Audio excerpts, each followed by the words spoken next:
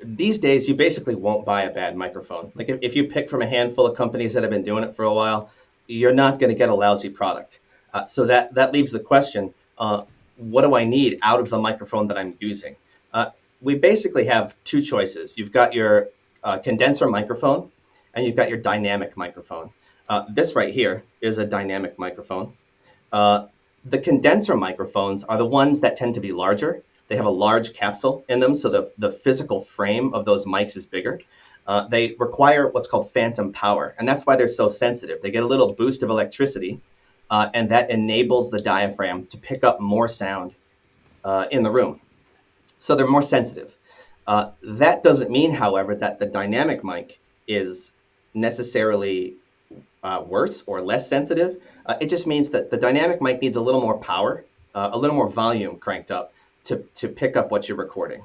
My preference is with dynamic, but the things you would consider, and I'll tell you why. Well, really, dynamic mics, it's a lot easier to hide your room with a dynamic mic. So if you are in a room that's not treated very well and you're hearing too much of your voice like bounce off the walls, a dynamic mic is an excellent choice for that. Because it's not as sensitive as that condenser microphone.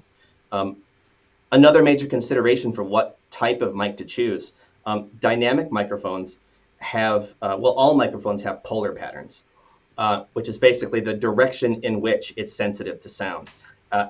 Dynamic mics only have one polar pattern in almost all cases. Condenser microphones often have switches where you can pick, like, do I want the sound that's coming right out of my mouth? Or am I interviewing somebody and they're on the opposite side of me, like I'm looking at their face, and I want to pick at them up too.